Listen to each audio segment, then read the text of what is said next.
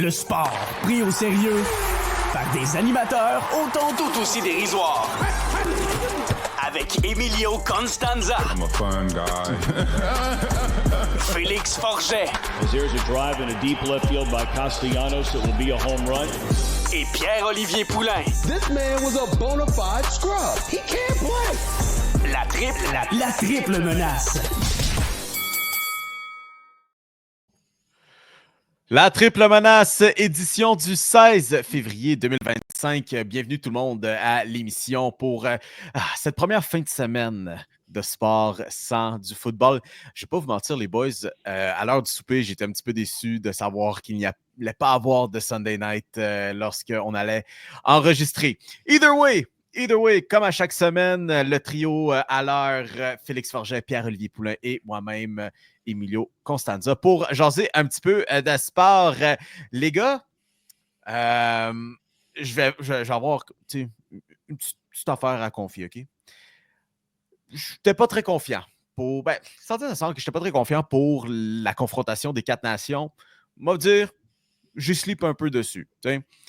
Sans dire que les noms qui étaient là n'étaient pas fameux, parce qu'on a quand même des Sidney Crosby, des Cal McCarr, des Nathan McKinnon, certainement pour la formation canadienne de ce monde.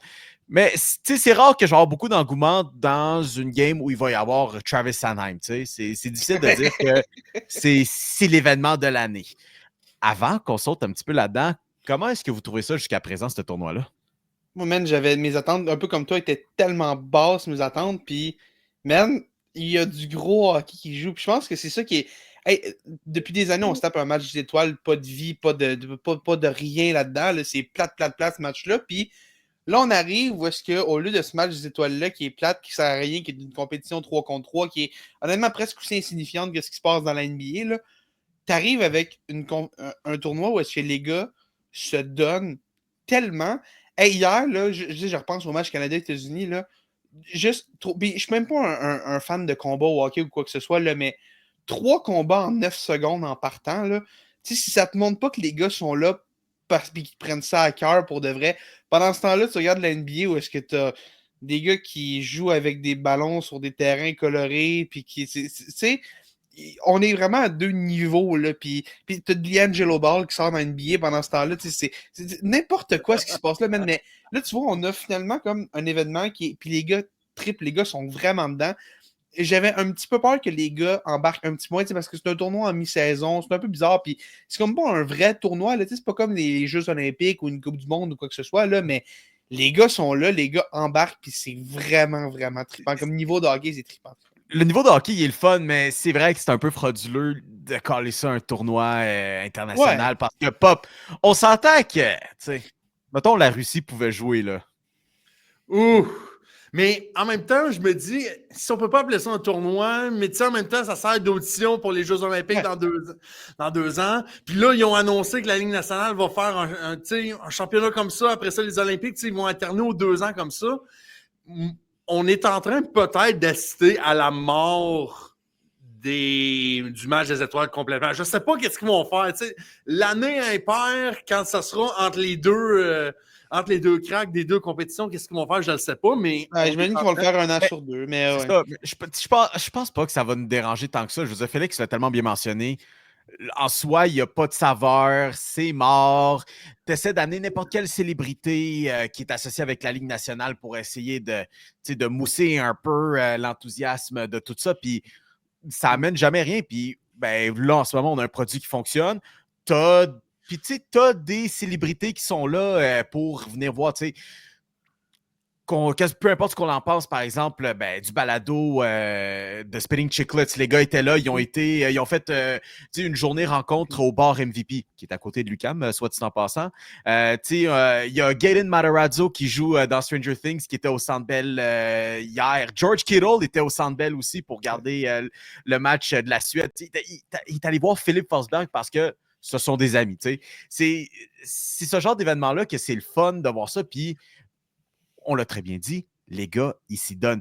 Puis, ce que j'aime particulièrement voir là, avec tout ce qui est publié sur les réseaux sociaux, c'est de voir le brasse camarade entre la Finlande et la Suède. Oui, Parce que ça, oui. on savait un petit peu qu'il y avait une rivalité là, Pop, mais je savais pas à quelle étendue c'était le cas. C'est tellement...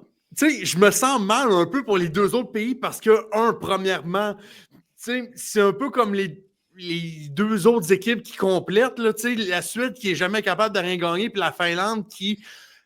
Encore plus le cas sur le fait que Miro Heiskanen s'est blessé avant le tournoi, fait que ça rend ça encore moins sexy qu'ils étaient. Mais c'est tellement plate pour eux parce que le duel entre le Canada et les États-Unis a tellement outshine le match entre la Suède. C'était legit un bon match. Ça a fini en prolongation. C'était incroyable. Un super bon match. Un incroyable match sur une incroyable rivalité.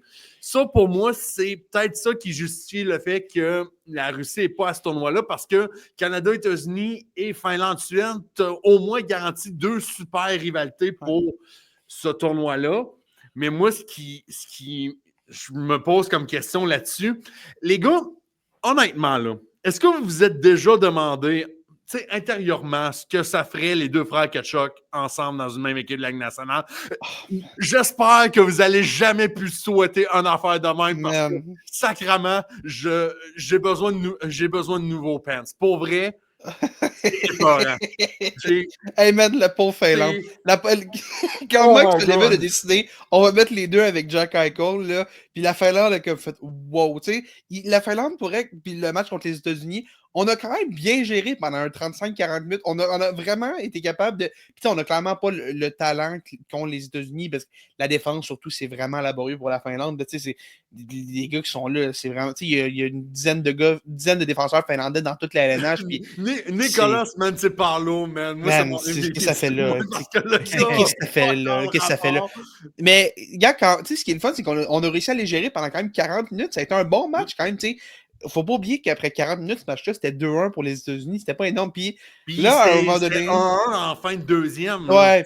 Puis là, maintenant, Mike Sullivan a comme fait hey, c'est vrai, j'ai comme 2 frères qui sont là. Moi, puis il a fait qu'est-ce que je vais les mettre ensemble. Hey, tout Jack Eichel, là, gars, prends un puck puis amuse-toi. D'après moi, tu vas avoir de la place. Puis comme de fait, tout s'est bien super bien allé après ça. Puis on s'est mis à traverser la Finlande en 3e période. Mais c'est vraiment un duo qui est le fun. Puis c'est le fun de les voir ensemble. J'ai hâte de voir parce que là, on sait que Mathieu s'est blessé malheureusement hier contre le Canada. Ce qui va être, en fait, on se doute qu'il ne jouera pas demain. Le match ne sert à rien pour les États-Unis, donc probablement qu'on ne le fera pas jouer. Est-ce qu'il va être prêt pour la finale? J'espère que oui, parce que c'est le fun qu'on voit les meilleurs jouer contre les meilleurs. Puis les deux frères de Tkachuk ensemble. Sérieux, les Panthers doivent regarder ça et se dire hey, gars, on peut peut-être espérer que Brady Stan d'Ottawa qui a envie de venir jouer avec son frère. Parce que si les Panthers sont capables de mettre les deux ensemble. C'est juste une question de temps. Je veux pas les deux dans la même équipe, dans notre division. Mais on va se le dire que Brady qui stand d'Ottawa, c'est juste une question de temps. Oui. Non, ça, c'est à moins que, tu sais, je veux dire, si l'équipe stagne, puis tout ça, on parle d'Ottawa aussi. Peut-être qu'il va vouloir jouer. Tu sais, c'est deux mondes différents. Et either way, la Finlande qui, après ça, est allée battre la Suède. Puis là, c'est là qu'on l'a vu, l'étendue de cette rivalité-là. Puis même Patrick Lain qui dit non, tu sais quoi, c'est terminé. On n'est plus le petit frère. Puis tu dis damn. Tu sais, c'est après autant d'années de se faire massacrer par les Suédois qui, tu sais, ils ont toujours eu des sales grosses équipes, les Finlandais, sans dire qu'il y avait juste des mauvais joueurs. Mais tu sais, vous l'avez dit, tu sais, des joueurs qui sont des défenseurs de 3e paire, parfois même 7e défenseur en LNH, puis là, performer pour leur équipe nationale de même, puis battre les big boys de la Suède. C'est inspirant à voir. C'est inspirant à voir. Moi, tu dis que, tu sais, ils ont parlé justement au début du tournoi, ils ont dévoilé que la Coupe du Monde, on veut faire une Coupe du Monde qui remplacerait. C'est comme la vision qu'on a pour la confrontation des 4 nations va amener comme une Coupe du Monde qui serait l'autre tournoi entre les Olympiques. Puis ce qu'on veut faire avec ça, c'est qu'on ait 8 équipes et plus. C'est notre plan en ce moment. Fait que, on aurait évidemment Canada, États-Unis, Suède, Finlande. Puis là, bon, peut-être la Russie, mais la Tchéquie, la Slovaquie, la Suisse. On veut ramener plus de pays dans ce tournoi-là. Puis surtout, ce que j'ai beaucoup aimé que Gary Bettman dise, c'est que je suis vraiment content qu'on ait ces matchs-là à Montréal. Moi, personnellement, je suis vraiment content. Je trouve ça vraiment cool pour la ville. Mais Bettman a dit, on regarde peut-être pour ramener ce tournoi-là en Europe aussi. Puis là, évidemment, ici, tu es au Centre Bell. Puis là, avec les raisons politiques, on n'ira pas là-dedans. Mais tu sais, il y a ça aussi qui a fait en sorte que c'était un match qui avait comme une signification particulière au Centre Bell hier. Mais man, imagine Finlande-Suède, là, si ce match-là a lieu en Finlande ou en Suède, mettons. Là. Peut-être que là, le Canada-États-Unis, ça devient peut-être une arrière-pensée. Là. Imagine l'ambiance qu'on avait hier au Centre Bell, on aurait peut-être ça en Finlande pour un match comme ça. Puis là, soudainement, ce match-là, on donne plus de reconnaissance qu'il mérite parce que c'était vraiment quelque chose. Et Dieu sait que les arénas européens, malgré qu'il y ait moins de place, peut-être de moitié, man, ils sont bruyants, les partisans européens. Là. Ils sont passionnés. J'aille pas cette idée-là. Moi, ce que j'aimerais, c'est qu'ils refassent un peu comme il avait fait de la Coupe du Monde de 2016, là, ce qu'ils prenaient comme les petits pays ensemble, là, la Slovaquie, l'Allemagne, la Suisse. Ils ont dit qu'ils le feront pas. Non. Ils ont dit qu'ils le feront pas, mais. Non, j'en veux plus de ça. C'était le fun. C'était le fun pour ce projet-là, puis même l'équipe des 23 ans, je pense pas que tu pourras avoir une équipe de U23 aussi talentueuse que ça. Tu peux pas faire mieux que ça. Là. Si, mettons, tu fais un tournoi à 8, bon, Canada, États-Unis, Finlande, Suède, ça s'est réglé. Tchéquie, Russie. Si tu mets, mettons, Allemagne, Suisse, Slovaquie ensemble, peut-être Lettonie, à la limite, ça fait 7. Ouais, là, il va peut-être manquer un pays à quelque part, là, par exemple. Mais ils disent au moins 8, fait que peut-être que ça pourrait aller à 10 ou quoi que ce soit, là, mais l'équipe U23, c'était quand... L'équipe U23, je suis pas complètement en désaccord avec ça, parce que, tu sais, il y a des jeunes talents qui feraient peut-être pas leur équipe nationale, mais qui pourraient être là, tu sais, là, c'est peut-être pas un bon exemple parce que la Slovaquie n'est pas là, mais tu sais, mettons un gars comme Slav qui, mettons, ça fait pas un bon exemple, là, mais tu sais, un genre de jeune américain. Lane Hudson, qui n'a pas fait l'équipe américaine, par exemple, mais qui pourrait représenter une équipe U23, mettons que là, tu vois comme les meilleurs joueurs de demain. Ça c'est vrai que c'était quand même le fun à ce niveau-là, mais t'sais, si on veut monter à 8-10 pays, je pense que c'est pour ça qu'on veut s'éloigner de ça. Mais puis surtout pas limiter, mettons que les États-Unis veulent Lane Hudson ou qu'ils veulent McLean Celebrini prochain tournoi ou quoi que ce soit. Je pense pas qu'on veut trop le limiter à ce niveau-là, mais l'équipe U23, je suis pas complètement contre. Je comprends pourquoi on la ramène pas. L'équipe Europe, je veux dire, on y va avec les vrais pays, on représente leur pays. C'est ça qui est le fun. Repensez au championnat junior quand la Lettonie a battu le Canada. Moi, je veux revoir des grosses surprises de même. Je veux voir des pays que tout le monde met négligé. Puis, tu sais, mettons, tu arrives à un match suisse contre les États-Unis. Mais tu t'attends à ce que les États-Unis les traversent. Mais, peut-être qu'on leur joue un petit tour, puis quoi que ce soit. Puis Nico Hischier en marque 2, puis il devient encore plus un héros national qu'il était avant. Genre plus 2 en jouant 45 minutes dans le match. C'est ça que je veux. Je trouve ça cool. Puis je trouve que ça donne quelque chose. On le voit dans ce tournoi-là. Les gars défendent les couleurs de leur pays. C'est une affaire qui est personnelle et tout. Les gars en parient vraiment. Puis je trouve ça cool. Puis j'aimerais ça. On a été 10 ans sans avoir du vrai bon hockey international. Là, on en a. Fait qu'on en profite. Puis comme je l'ai dit, je suis vraiment content qu'on ait ça à Montréal. Mais si on peut avoir quelques matchs en Europe aussi, je pense qu'on verrait une autre atmosphère qui serait vraiment cool. Puis on aurait des grandes glaces olympiques aussi. Il y aurait une petite twist de différence aussi. Moi, ce qui m'inquiète, par exemple, c'est que là, ça va bien. Là. Cette première édition test, ça marche au fond. D'ailleurs, petit aparté, la prolongation de 10 minutes dans la Ligue nationale, amenez-moi ça l'année prochaine aussi. Ah, McKinnon ne veut rien savoir, mais moi aussi. Ouais, Nathan McKinnon qui prend genre 6 tirs au but, puis genre joue. Je comprends que tu sois brûlé, sacrément. Mais moi, ce que j'essaie de voir, c'est est-ce que là, la formule marche trop bien dans le sens que est-ce que c'est juste les planètes qui sont vraiment super bien alignés pour vendre ce projet-là? Tu sais, c'est une première fois. Tu sais, est-ce que rendu la 5-6e fois, est-ce que les joueurs vont autant se forcer? Tu sais, là, là, il y a un cachet politique entre le Canada et les États-Unis. Là, ça fait en sorte que tu sais, les partisans eu l'hymne national, l'équipe américaine sont fired up. Tu sais, les Ketchup et les Meller avaient déjà prévu les batailles le matin même ou le soir d'avant. Est-ce qu'on aurait eu ça s'il n'y avait pas le climat de tension qu'on a présentement? Est-ce qu'à un moment donné, il va arriver une mésaventure? Tu sais, la mise en échec de Charlie McAvoy sur Connor McDavid, super mise en échec. Pour vrai, tu sais, je suis Canadien, mais j'étais debout de mon salon, j'étais genre « damn! » Mais tu sais, il suffit juste que McDavid tombe mal un peu, se blesse pour quelques semaines, voire quelques mois. Est-ce que ça va déjà refroidir les ardeurs, des dirigeants de la Ligue nationale et des directeurs généraux? Et est-ce que les joueurs vont voir ça et ils vont dire, c'est quoi, on va peut-être jouer à 80% au lieu de 100? Est-ce que dans le temps, ça ne sera pas quelque chose qu'on n'aura pas autant d'intensité qu'on a présentement. Là.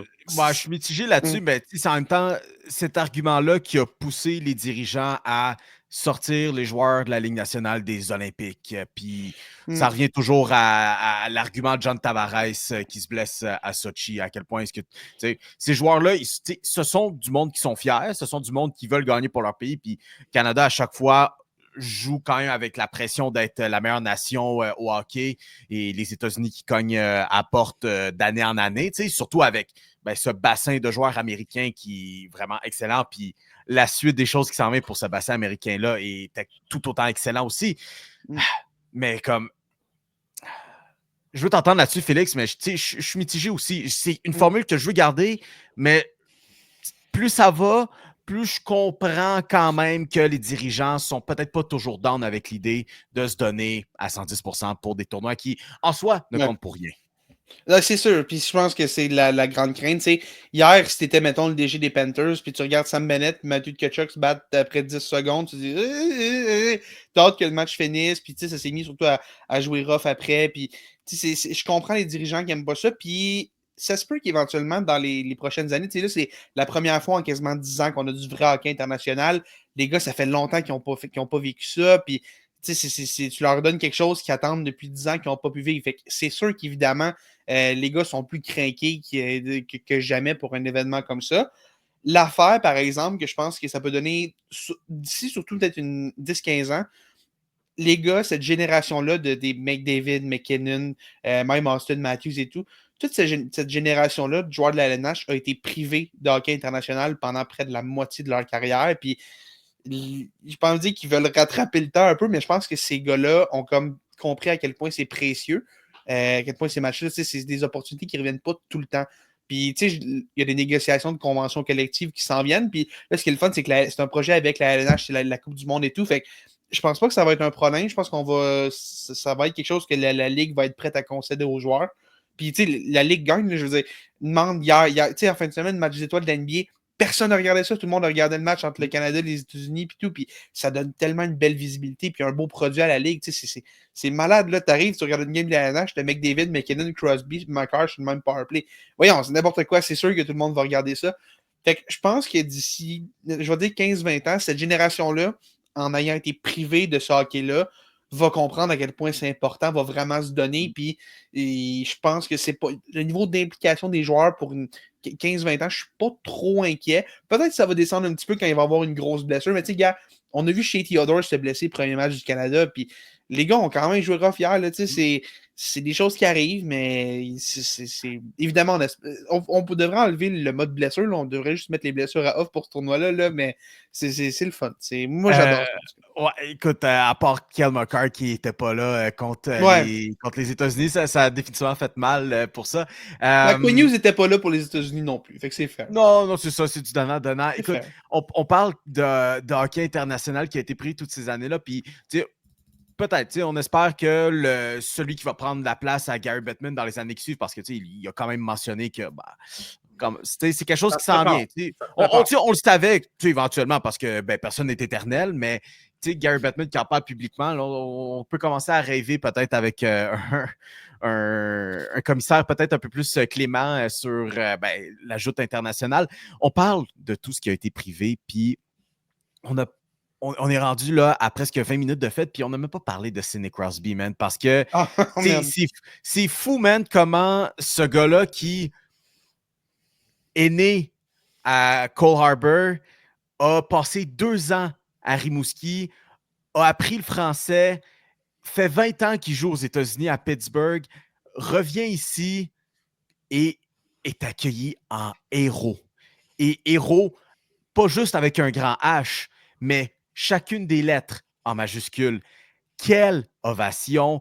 Puis c'est là, je pense, Félix, on peut se dire qu'on atteint le hunk status avec Sidney Crosby qui, man, asti qu'on va s'ennuyer de lui. Sid the Middle-Aged Man. Man, c'est Sid the Kid et Sid the Middle-Aged Man.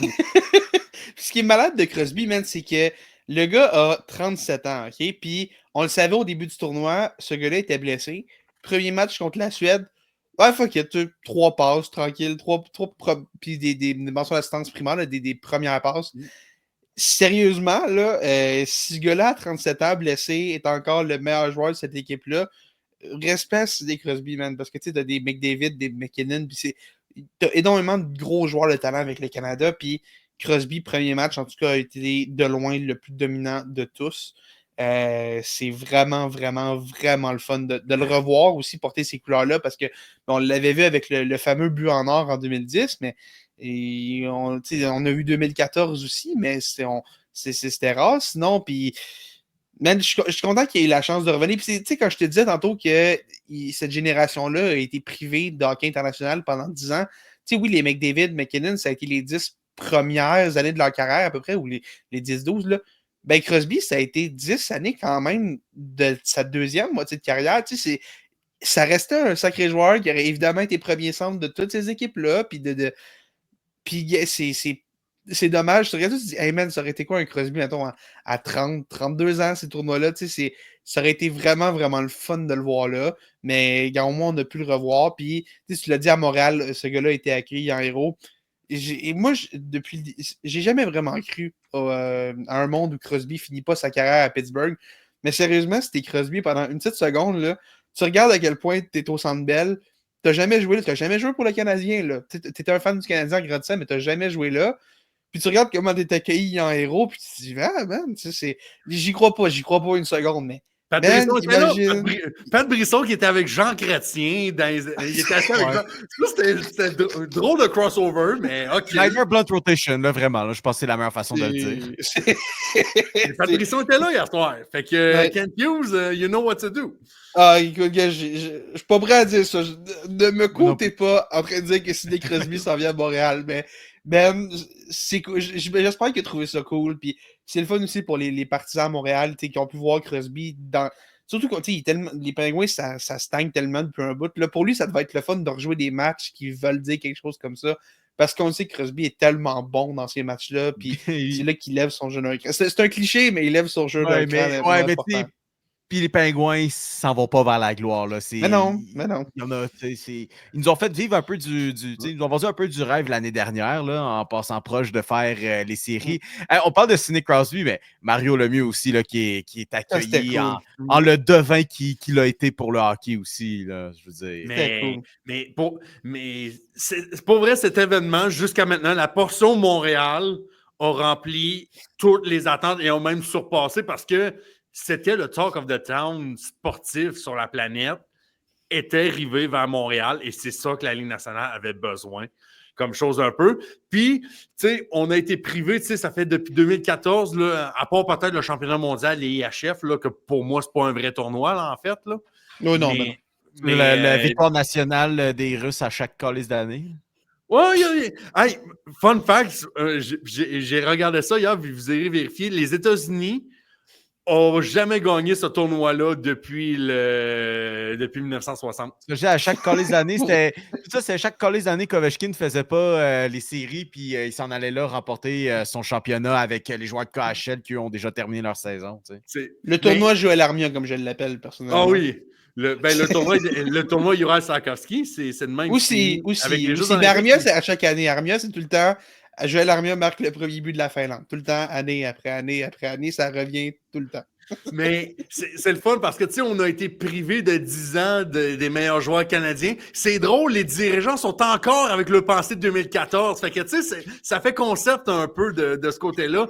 J'ai tellement hâte le jour où le Canada va, recommencer à faire des goalers et deux, avoir une tête dirigeante qui préconise le talent au lieu de prendre des grinders qui jouent pour sa propre équipe. Oui, je vous regarde le Lightning de Tampa Bay en ce moment-là. Pop n'est pas un grand fan d'Anthony Cirelli puis Brendan Eagle. Hey, pour vrai, OK, ils ont été impliqués. Je comprends qu'ils ont été impliqués beaucoup plus que des Marner puis même des McKinnon puis des Crosby hier soir. Mais sérieusement, tu pars par un goal puis tu envoies Brendan Eagle avec 2 minutes 30 à faire leur tir de l'arrière par un goal. Pour vrai, le Canada, vous n'êtes pas en train de voir ce qui se passe au niveau junior. Il n'y a pas encore des petits flashbacks qui se passent de « on laisse des gars de talent. Moi, je m'excuse, mais Jordan Bennington, là, Ah, on peut, oui, c'est justement, je voulais qu'on parle de Jordan Bennington un peu. Mais C'est attends, niaisage-là, là. mais on parle de Jordan Bennington, c'est quand même le gars qui a la deuxième meilleure pourcentage d'efficacité dans ce tournoi-là. Ah, hey, arrête, il y en a 5 d'autres. Là. C'est ça pareil. Il y a juste Connor Leba qui go pour 9,50 dans ce tournoi-là jusqu'à maintenant. Mais, tu sais, il y a des histoires que Pete DeBoer, puis le Canada ne voulait pas ramener Logan Thompson parce qu'il n'avait pas aimé leur expérience avec lui à Vegas. Tu sais, on laisse encore des vieux mettre leurs intérêts personnels devant la nation, devant le logo. Et après ça, on se demande pourquoi les États-Unis sont en train de nous rattraper en ce moment. Mais même si, mettons que Logan Thompson est un problème. Je sais pas, je connais pas Logan Thompson personnellement. Peut-être que ce gars-là est insupportable pis tout là. Mais mettons que Logan Thompson est un problème. OK, mettons que je parle de ce principe-là. Mettons que c'est Tony D'Angelo avec des pads. Mettons qu'il était vraiment insupportable au point que c'est un problème, on peut pas l'amener. Mettons, je me mets là-dedans, OK? De un, Mackenzie Blackwood existe aussi. Là. Pourquoi lui, on n'en parle pas? Mackenzie Blackwood était une option, même pas appelée. Puis mettons que lui aussi est aussi problématique que Logan Thompson. Mettons que tous les autres gardiens canadiens sont problématiques. Là. Aiden Hill est juste là. Aiden Hill est pas incroyable, mais Aiden Hill est un meilleur gardien que Jordan Bennington en 2025. Je veux bien croire que Jordan Bennington a gagné une coupe en 2019. Je veux bien croire que Jordan Bennington était vraiment incroyable dans cette run-là en 2019 puis qu'il a sauvé la saison des Blues en 2019. Mais 2019, là, ça fait 6 ans de ça. On décroche, on change de cassette. Fini Bennington. C'est épouvantable de le regarder, man. Puis pour vrai, contre la Finlande, il était même pas si mauvais que ça. Mais je dis Finlande, c'est contre la Suède, il était vraiment pas si mauvais que ça. Mais man, viens pas me faire. Canada bat les États-Unis, hein, c'est pas Jordan Bennington devant le film. Certainement, le tir de Dylan Larkin aurait pu être arrêté. Jake Gensel, le premier de Jake Gensel, man. Les deux, man, les deux pour vrai, là, le petit 5-0, puis après ça, juste en dessous du bloqueur. 50-50 pour le but de Larkin, mais c'est vrai que t'aimerais avoir un save là-dessus. Mais tu sais, en même temps, je me dis, tu vois les États-Unis qui se pompent le chest un peu, puis OK, je comprends les hymnes nationaux puis tout ça, mais tu sais, ils nous battent genre 3-1 filet désert, alors qu'on a Jordan Bennington, puis on a genre Pietrangelo, Theodore, puis Makar qui mentent en défense. Gros, vous nous avez pas dominés, là. Non. Impartial. Ah non, puis... C'est en 2010, là. Vous vous rappelez, en 2010, on a perdu contre les Américains, puis on est allé gagner en finale après, là. Si Jordan Bennington veut se rendre utile, il pourrait donner son genou à Carey Price. Ça, ce serait vraiment pas pire, ça nous aiderait. Mais écoute, c'est cool, les États-Unis, là, on a gagné ce premier duel-là, puis tout, là. Mais Canada contrôle encore sa destinée. Si on bat la Finlande, si on bat la Finlande lundi, excuse-moi, je mélange entre mes équipes, je sais pas pourquoi. Là. Si on bat la Finlande en temps réglementaire lundi, c'est réglé. Canada s'en va en finale du tournoi contre les États-Unis. Le premier duel a été gagné, mais il y a encore une chance qu'on ait un rematch en finale. Moi, je sais pas pour vous, mais j'ai vraiment pas eu mon expérience samedi soir. Puis j'aillerais vraiment pas ça, un match numéro 2, un deuxième match comme ça. Là, ce serait à Boston au lieu au Centre Bell. Fait que ce serait territoire hostile pour le Canada, mais Oh my God. ce serait, tu sais, moi, niveau spectacle de hockey, c'est dans les bons matchs que j'ai vus depuis un bout. Puis je suis sûr que le TD Garden serait capable d'avoir une bonne ambiance. Ah, ben oui, puis check ça va être genre Bobby Orr qui va aller donner la mise au jeu protocolaire. Là. Ah, puis ça aussi, je vais prendre 2 secondes. Là. La LNH, juste niveau ramener comme l'histoire sans que ce soit trop quétaine, là, c'est un 10 sur 10. La cérémonie de premier soir, là, on en parlait comme quoi depuis une couple de jours, ça parle que de ça en ville. Lundi, mardi, il y avait presque pas de buzz sur ce tournoi-là. Hein. On en parlait presque pas. Mercredi, avant le premier match Canada-Suède, la LNH avait une job, c'est d'avoir une grosse cérémonie d'avant-match puis d'offrir un gros match Canada-Suède pour craquer le monde. La cérémonie, un 10 sur 10, Mario Lemieux, puis tout. Puis le Centre Bell, man. J'ai un amour tellement profond pour cette aréna-là. C'est tellement hot, un gros N'allez pas vous faire gaslight par le monde qui disent que Toronto est le centre du cycle de la Ligue nationale. Toronto aurait jamais réussi ça. Toronto aurait jamais réussi. Ne vous faites pas gaslight. Le centre de la Ligue nationale et du hockey est à Montréal. Mais ce qui était fabuleux, c'est que l'affaire Mario Lemieux, entre autres, là, pour ce premier soir-là, on parlait que il n'y avait pas trop de buzz autour de ça. Personne, quand même, au-delà de ça, là, personne dans les panels de journalistes qui étaient là savait que Mario Lemieux était là. C'est tout ça. La LNH a gardé ça sous le clos toute tout le long jusqu'à ce que ce soit Michel Lacroix qui annonce Mario Lemieux sur la glace. Puis là, hop, tout d'un coup, le lendemain, ou justement pour la soirée Canada-États-Unis, on voit Carey Price comme hop, est-ce que c'est Carey Price qui va aller faire la mise au jeu? Oh, est-ce que c'est ci? Est-ce que c'est ça? Puis là, voilà, on en parle aujourd'hui, puis on call que ça pourrait être Bobby Orr. Puis cette cérémonie-là, la première, tu sais, j'ai trouvé ça. La façon qu'on l'a fait d'amener une légende de chaque pays avec le capitaine, puis tout, puis. Tu sais, c'est borderline Keten, mais ça a été bien fait.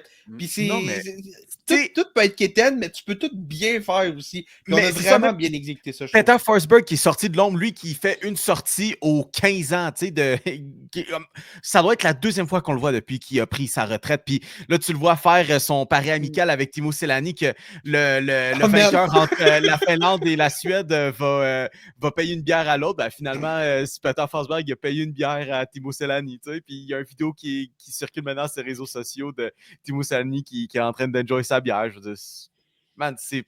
À date, on n'est pas loin d'une semaine parfaite. Une fin de semaine parfaite, on verra comment ça va se dérouler le restant de la semaine. Tu sais, c'est bon, puis c'était un bon et un mauvais timing, parce que, tu sais, on parle de lundi-mardi, tu sais, le monde est en hangover de Super Bowl. Tu sais, d'après moi, c'est peut-être pour ça que, tu sais, même lundi mardi, on était comme OK, fine. Tu sais, je pense que le monde est encore un peu hangover du Super Bowl.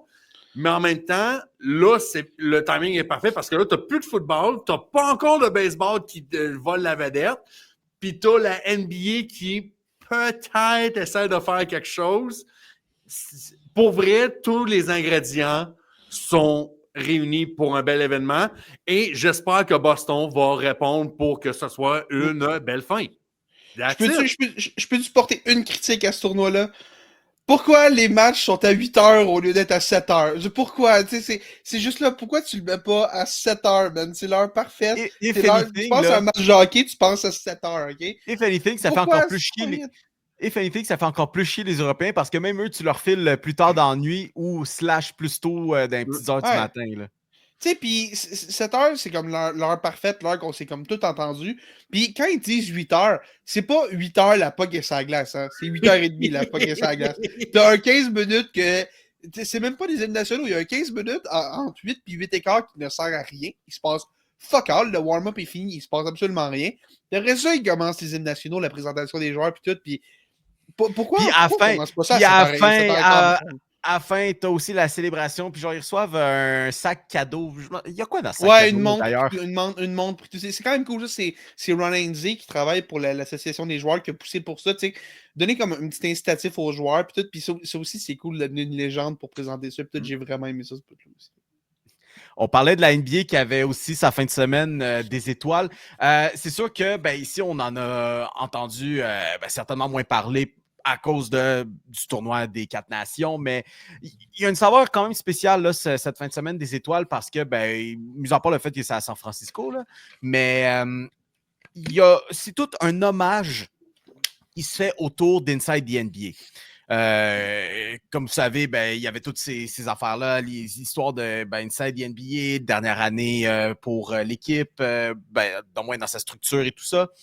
Et puis là, on avait les équipes, parce que maintenant, pour ceux qui ne sont pas trop au courant non plus, le match des étoiles de la NBA, c'est formulé un peu comme on a fait le tournoi 3 contre 3 dans la LNH. On a des petites équipes, premier à 40 points va l'emporter. On passe à la ronde suivante.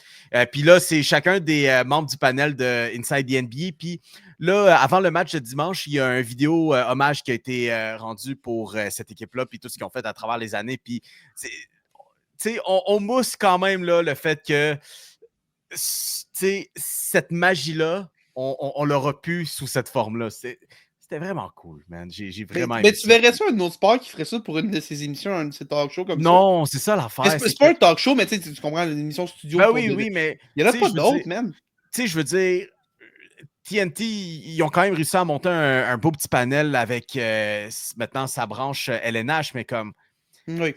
Man, tu n'iras pas me convaincre qu'un joueur / ancien joueur de la Ligue nationale peut être à moitié autant intéressant que la combinaison de Charles Barkley, Shaquille O'Neal, Kenny Smith puis Ernie Johnson. Impossible. Non. C'est une recette parfaite. Puis c'est une chimie qui a été développée pendant 20... Ça fait 20 ans maintenant? 20-25 ans qu'ils sont ensemble? Shaq a rejoint TNT sûrement après à la fin de sa carrière. Fait que, genre, début des Ouais, années c'est 2000, c'est vrai. Mais, ouais, Mais c'est au-delà qu'il y avait de ça, avant- au-delà il y avait de une ça, version les avant autres Shaq, joueurs. là, mais ouais. C'est ça l'affaire, les autres joueurs étaient là, mais Inside the NBA en soi, là, c'est depuis 17 saisons là, qu'ils font ça. Là. C'est ça. Puis c'est cette chimie-là qui se développe depuis ce temps-là aussi. Tu sais, veux pas. Les gars avaient une bonne chimie de base. Puis pendant 17 ans, ils sont là ensemble. Puis on leur a donné le feu vert pour faire ce qu'ils voulaient, ce qui se voit tellement rarement dans des émissions comme ça. Tu sais, souvent, pense à la LNH, mettons, là, où est-ce que Hockey Night in Canada, c'est pendant tellement longtemps, c'était hyper léché, hyper tout oh, droit, ça l'a tout, encore, ça l'a encore. ben un oui, peu. mais un petit peu moins. Tu sais, on se permet, tu sais, bien que ça, puis tout, puis je ne rentre pas dans une grosse discussion de médias aujourd'hui, là, mais tu sais, c'était tellement comme restreint puis strict ce que tu disais, là, on se délousse un petit peu dans la NH, mais la NBA, on s'est déloussé beaucoup il y a très très longtemps de ça, il y a quasiment 15-20 ans, on a dit aux gars, allez-y, ayez du fun, puis tu sais, repense à toutes les affaires que Charles Barkley a dit à la télévision nationale, puis imagine si t'as dit en Canada, man. Je parle de Charles Barkley, il y en a plein d'autres, là, mais c'est pas pour rien que Barkley a souvent la réputation d'être le meilleur analyste studio de l'histoire des médias sportifs. Ce gars-là a amené une révolution dans la manière de faire du média sportif. Puis juste ça, c'est énorme. Là. C'est énorme ce qu'il a amené. Je pense que c'est juste en étant un petit peu sénile que ça a fonctionné. Ah, ben, écoute, je sais pas comment il l'a fait, mais il a réussi, man. Mais ça me semble que je verrais Elliot Friedman traiter genre les femmes de genre Kamloops en Colombie-Britannique de Bice. Comme man, Charles Barkley, the fat woman from San Antonio, man.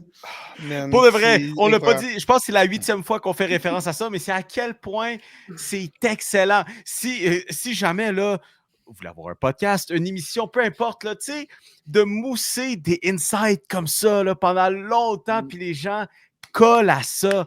L'affaire de Charles Barkley, I have 2 words for you, puis passe sur une tangente de... Steve Nash, Chris Paul, must see TV. C'est fou comment c'est...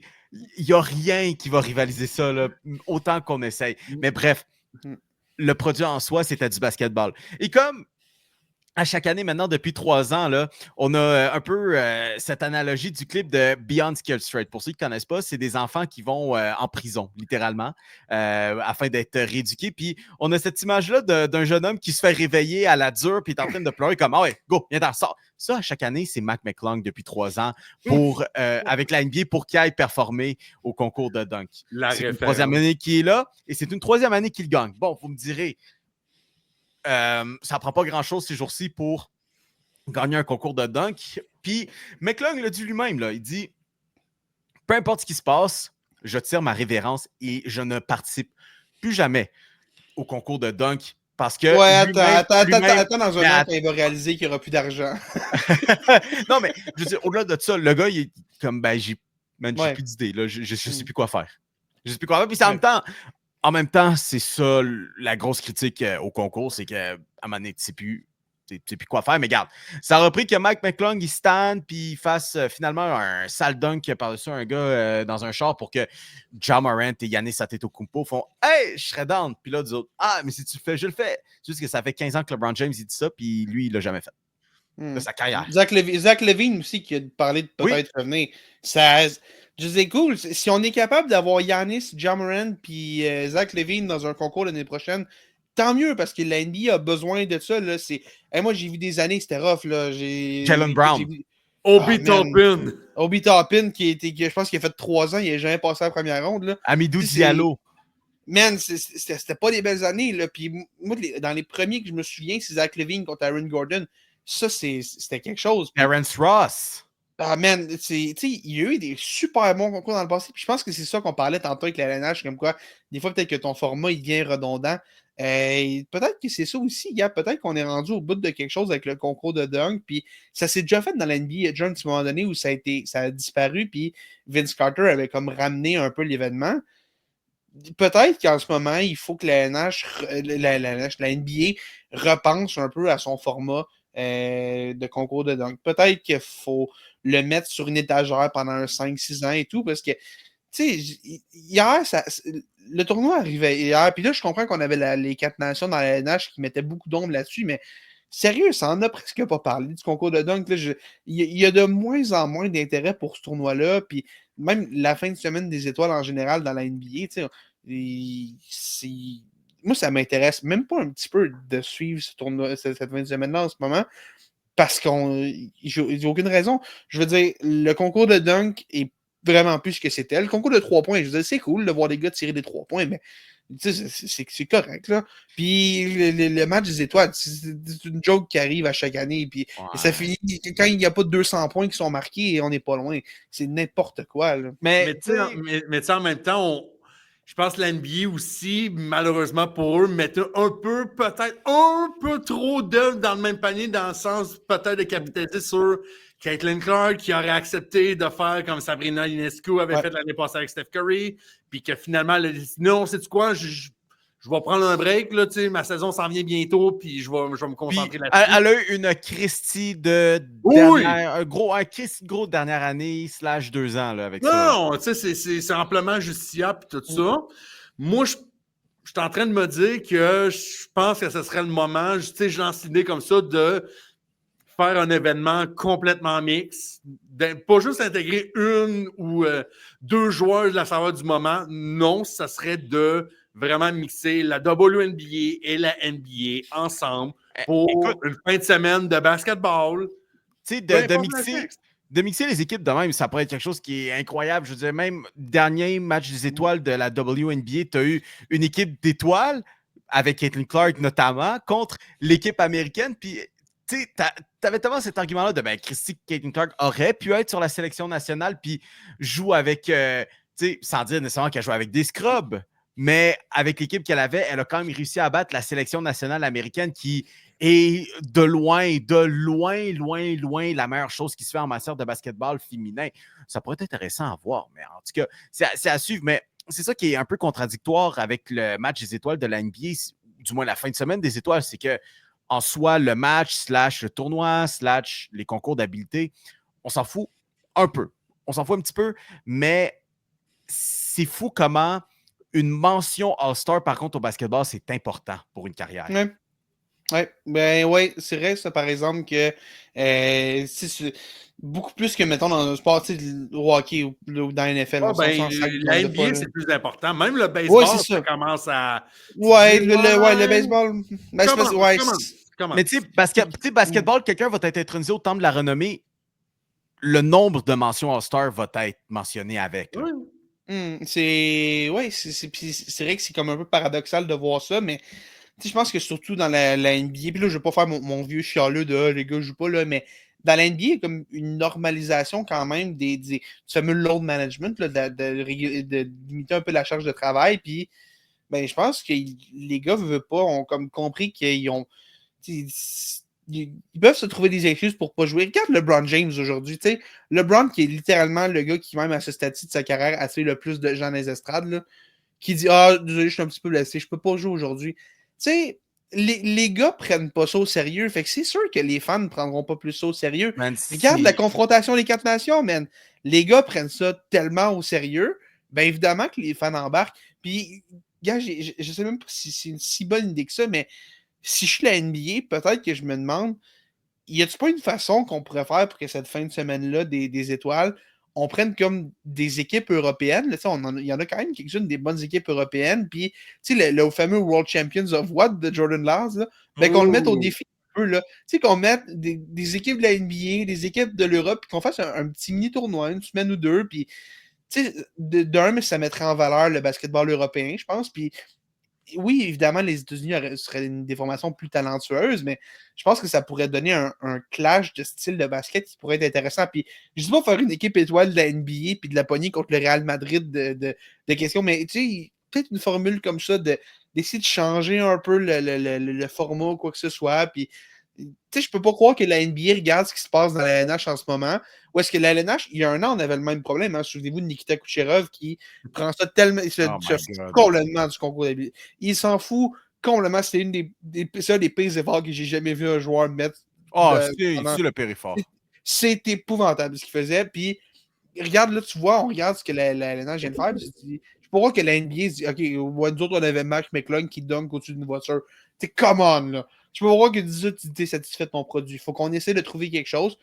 On a réussi avec la NBA Cup à créer un petit quelque chose, un petit engouement pour quelque chose. Je suis pas un gros fan, mais au moins, on a essayé quelque chose, on a essayé d'innover.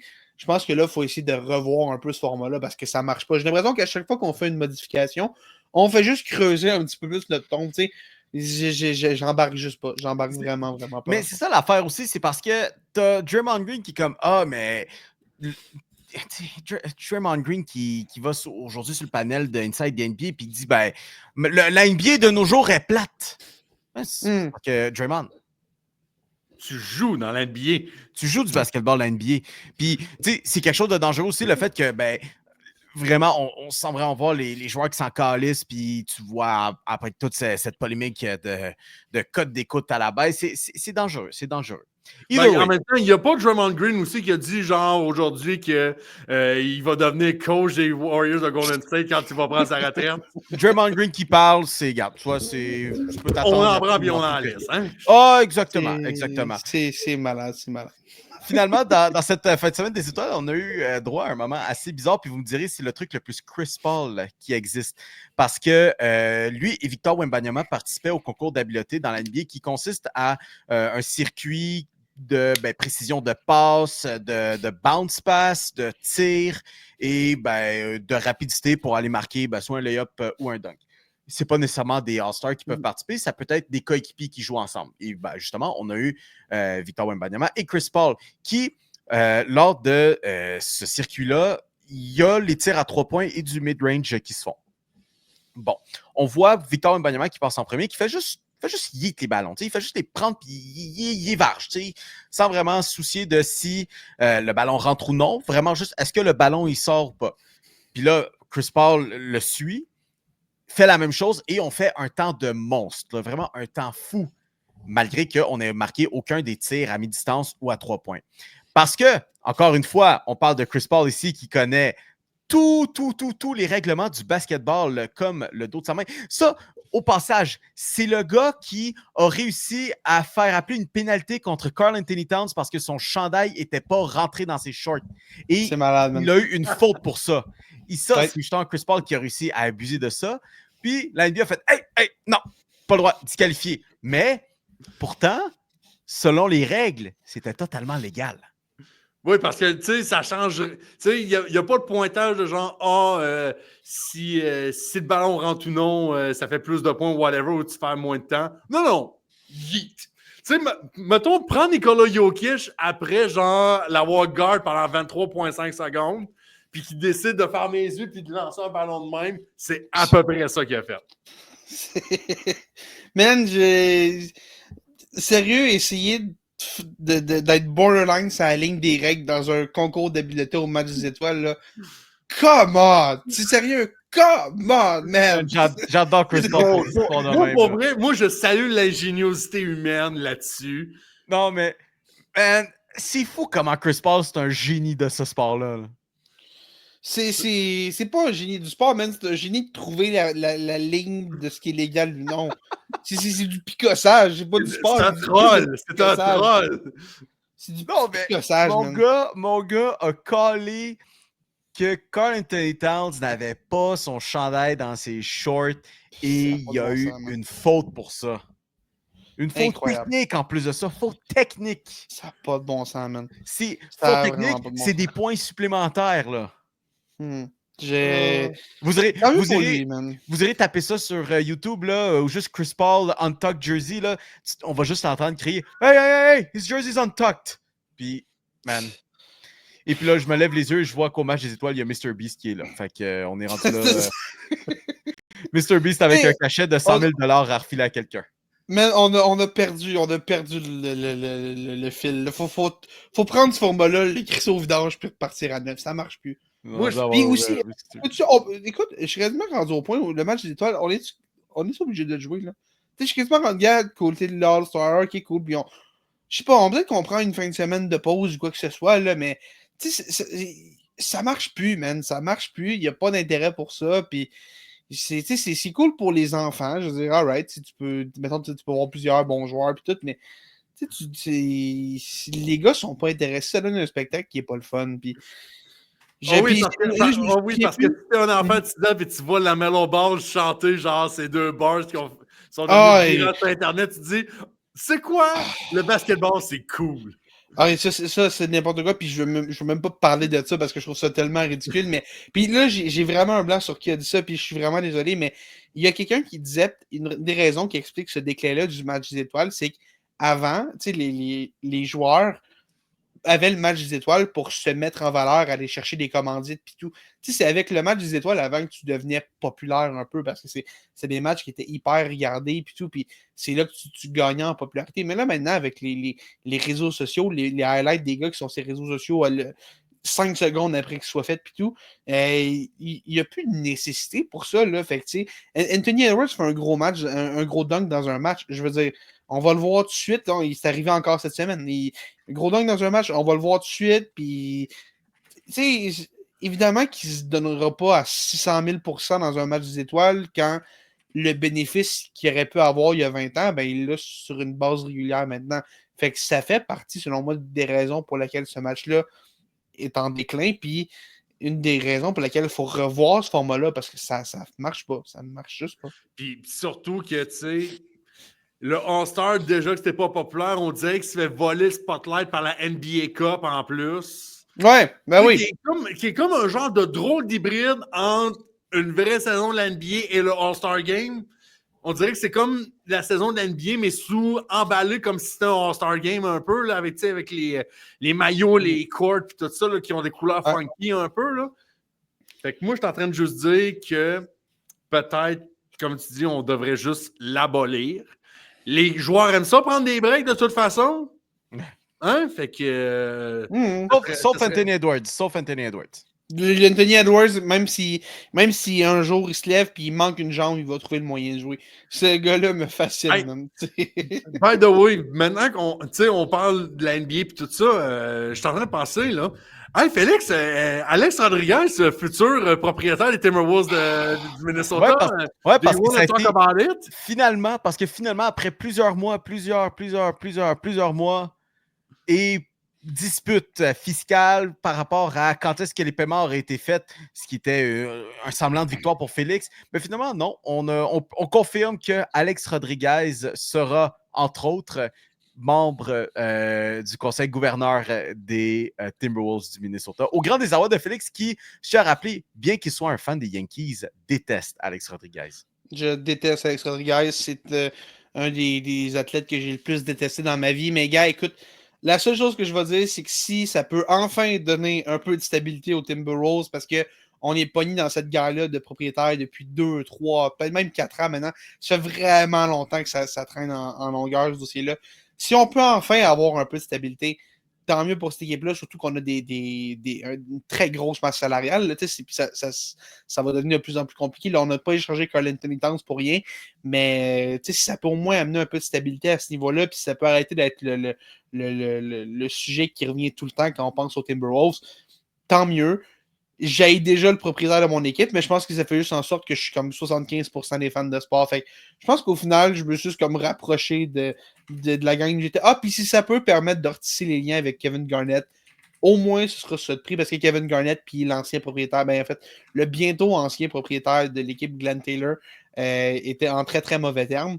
Fait que si ça peut au moins rétablir les ponts entre Kevin Garnett et Timberwolves, Kevin Garnett qui est le plus grand Timberwolves de l'histoire de l'histoire. Fait que si ça peut au moins servir à ça, peut-être que Rodriguez, pour une fois dans sa vie, va enfin avoir servi à quelque chose.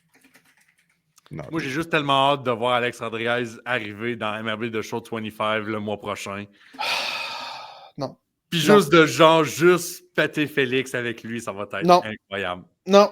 Incroyable. On parle de ça, là, Pop, toi qui es fan des Red Sox. Avec l'annonce de la signature d'Alex Bregman, comment tu te sens? Je vais dire 5 mots. Il va en dire 12. We are so fucking back. OK, parfait. Que t'avais juste 2 mots, man. Back. On est back. C'est... Puis, pour ceux qui savent pas, là, Alex Ça va Bregman, être un OK? été absolument toxique. Oh my God. Ah, écoute, gars, je vais y aller. Je parle de Bregman, je vais y aller de Bregman. Gars, Ah oui, vas-y. premièrement, pour vrai, je suis OK, content pour oui, OK, il est overpay. C'est bon, je l'ai dit. Oui, c'est beaucoup d'argent. OK, c'est bon. Ouais. Dis-le. Écoute, parce que ceux qui n'ont pas vu justement Alex Bregman, c'est un contrat de 3 ans, 120 millions, donc 40 millions par année. Les 3 seuls joueurs de position dans les majeurs qui font 40 millions par année, Alex Bregman, Aaron Judge et Juan Soto. Mais, contexte, la moitié de l'argent de ce contrat-là d'Alex Bregman est différé. Donc, Et Félix, 40 millions par année. Félix, Oui, Alex Bregman a 2 championnats. c'est vrai. Aaron Judge? Nada. Il y en a un, non. Nada. Non. Non, il n'y en a pas. Là, je parle de Bregman. Bregman, il y en a un que c'est avec des poubelles. Oh, Mais bref. écoute. Mais bref, gars, pour revenir à Bregman, gars, pas pour être, je suis content pour les Red Sox parce qu'on est une équipe de gros marché quand même à Boston. Puis, à part Trevor Story, ça faisait quand même longtemps qu'on avait signé un gros joueur autonome à Boston. Là. On a eu Masataka Yoshida, mettons, aussi, qui était une belle prise. On a donné de l'argent à Rap Devers, mais c'est un gars C'est ça. qui a été C'est ça. Puis, l'organisation. Puis on a vu Mookie Betts et Xander Bogaerts partir. Les Red Sox, c'est tellement c'est un gros marché puis tout. Puis ça faisait longtemps qu'on n'avait pas vraiment dépensé pour un joueur. On l'a fait pour Story, là, pour Bregman. Fait que ça, c'est cool. Puis moi, je l'ai toujours dit, le baseball se porte mieux quand les Yankees et les Red Sox sont bons en même temps. Juste à repenser 2021, la série, en fait, pas la série, le match de Wildcard 2021, que, gars, les Red Sox ont gagné ce match-là, mais si je te dis, gars, quelques années après, on s'en souvient parce que ça avait été il y a quelque chose dans ces matchs-là, c'est le fun, un bon match Yankees Red Sox, surtout en série. Pour vrai, puis je vais inclure le Yankee Stadium à ça, il n'y a aucun endroit en Amérique du Nord, et ça, j'inclus même le Centre Bell en playoff, qui a autant d'aura que du baseball d'octobre à Fenway Park. Oui, je suis d'accord. Et infini plus 1. Ah ouais. Ben, honnêtement, j'aime pas les Phillies, mais le stade des Phillies n'est pas bon non plus. Il y a quelque chose de vraiment cool. Mais ouais. On peut pas sous-estimer des stades de football, par contre, en série. Là. Oh oui. Oui, mais tu sais, c'est parce que tout est gros là-bas. Mais en tout cas, on s'égare là-dessus. Everything's bigger in Texas. Everything is bigger in Texas. Puis c'est que ça fait 110, c'est que le Fenway Park a 110 ans aussi. Là. Fait que il y a ça aussi. Genre, le Fenway Park est plus vieux que Pop, là. De pas grand-chose, par exemple. De pas grand-chose. Pop, il est allé la 3e année, je pense. Quelque chose de même, là. Tu sais, je pense, j'ai vu Babe Ruth jouer son premier match. Ouais, là, c'est ça. Quelque chose de même. Mais là, ce qui arrive avec Alex Bregman, puis là, c'est là qui est un peu le bas qui blesse au-delà de l'argent, c'est que là, Alex Bregman va jouer au 2e but alors que ça a été un joueur de 3e but de toute sa carrière. Man. Ça, pour vrai, je suis indécis là-dessus. Est-ce que Alex Bregman est capable? Je pense qu'il a déjà joué 2e but peut-être à l'université. Tu sais, ça ne sera pas une position totalement inconnue là-dessus. Mais le infield était tellement mauvais défensivement depuis... depuis que Mookie Betts est parti, Boston a tellement une réputation d'être mauvais défensivement que ça n'a aucun espèce de bon sens. Et en 2018, on a probablement ce qui avait le meilleur trio de voltigeurs de cette décennie, ou même peut-être même de ce millénaire. À ne pas confondre avec les 3 succursales du restaurant Voltigeur. John s'intéresse 300 curés label, mon ami. On s'en va là après le podcast. Ceci étant dit, là, il commence à avoir du monde de 3 à Boston. Puis ça, c'est ce qui m'inquiète un peu. Est-ce que Trevor Story va être capable de jouer? Ça, je l'espère. Là, Rafael Devers va être le joueur de 3e but en attendant. Mais en même temps, c'est un futur DH. Ça pourrait jouer au premier but, mais tu as Tristan Cassis qui est là. Mais tu pourrais le mettre DH, mais Masataka Yoshida, il est là. Tu peux pas le mettre dans le champ. Là, il commence à avoir un peu trop de monde à Boston. Et ça m'inquiète un peu, mais c'est de la profondeur un peu. Et pour vrai, je regarde ça. Et en ce 16 février 2025, j'allais dire 2024 et 2025, les Red Sox de Boston vont gagner cette division. Je le dis. Wow. Déjà là. On est tellement back. On a Garrett Crochet, Walker Buehler qui sont des prove-it deal. Puis là, tu viens d'aller chercher Alex Bregman, puis t'as comme 3 des peut-être 20 meilleurs espoirs du baseball majeur qui s'en viennent, qui cognent à la porte. Man, Mais- pour vrai, Félix, là, remplacer Watch Juan out. Soto avec Paul Goldschmidt puis Cody Bellinger. Pour vrai, c'est Moi, cute j'achète de voir pas ça. comment les Red Sox vont faire compétition aux Blue Jays dans la... Mais non, mais tu sais ce qui me fait vraiment chier de ce que Pop vient de dire? Ouais. Vas-y donc. C'est que c'était un petit peu mon hot take aussi que je pense que les Red Sox peuvent gagner cette division-là. On va Ils peuvent même on gagner est la tellement Félix. back. Félix est réaliste. Non, mais tu sais, je pense, tu sais, les Yankees sont favoris. Je pense qu'il y a une raison pour ça. Tu sais, veux pas, t'as quand même. Tu sais, ça reste une équipe qui a du talent. Là. Tu sais, juste la rotation de partant, là. Garrett Cole, Max Fried, Carlos Rodon, Clark Schmidt, Louis Hill. C'est de 1 à 5, là, il y a peut-être juste les Dodgers qui ont mieux. C'est tellement violent de 1 à 5, cette rotation. Les Phillies aussi sont pas pires aussi, mais tu sais, c'est de 1 violent. à 5. Le top on 3, est- c'est violent. C'est Man, très c'est violent. difficile de faire un meilleur top 3 que ça, mais regarde, tu regardes ça, puis l'attaque des Yankees, c'est pas que tu l'as dit, on a perdu Juan Soto. Comment on va pallier ça? Est-ce que Bellinger, est-ce que Goldschmidt vont être capables de pallier à ça? Moi, j'aime juste comment les Red Sox sont construits. Il faut que Garrett Crochet devienne lanceur. Cette saison-là des Red Sox va dépendre de Garrett Crochet. C'est aussi simple que ça. On l'a acquis pour qu'il soit le numéro 1.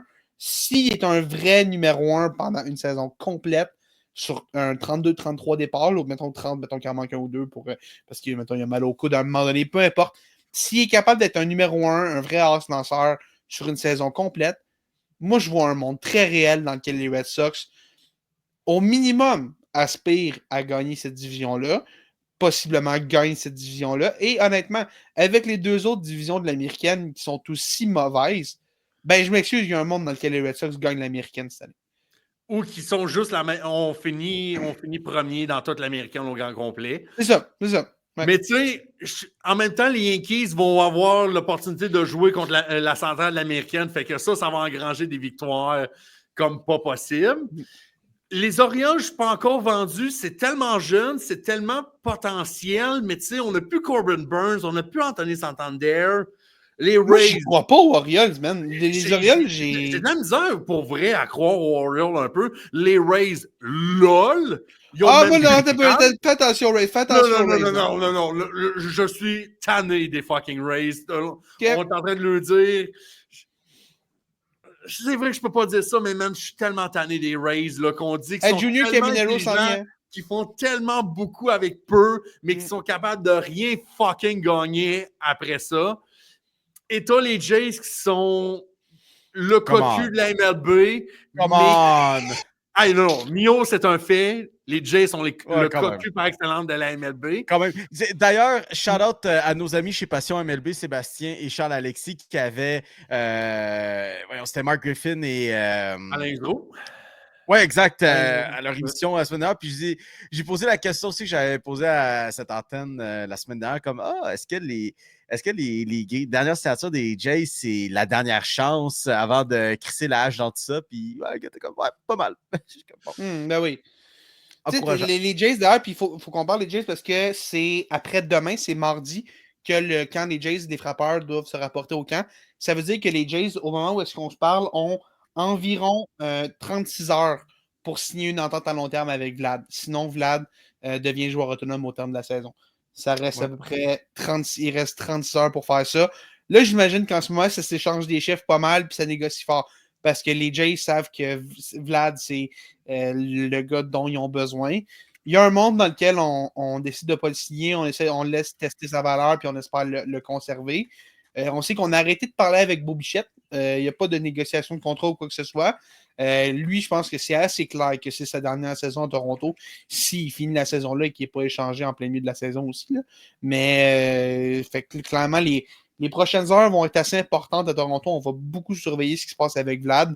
Mais oui, ça va être vraiment intéressant. Puis tu as dit, je pense que c'est peut-être l'année de la dernière chance à Toronto.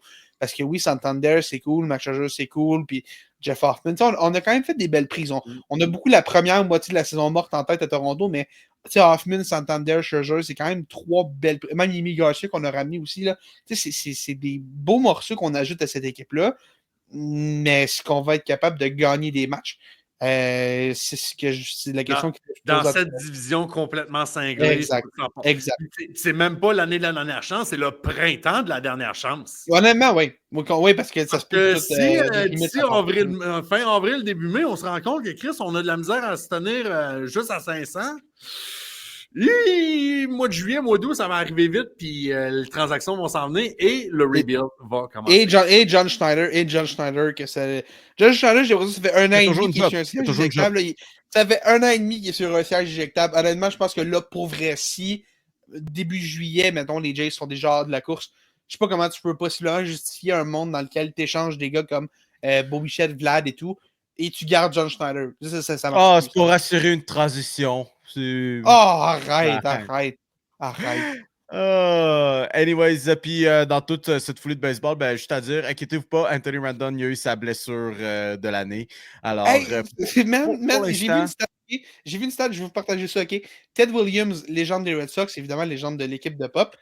Ted Williams, on le sait malheureusement, pendant la Deuxième Guerre mondiale, a dû arrêter de jouer. C'était pendant son prime. Là. Il a dû arrêter de jouer parce qu'il était dans l'armée et tout, forcé d'arrêter de jouer. Il a manqué, je crois que c'est 4 années complètes, si je me trompe.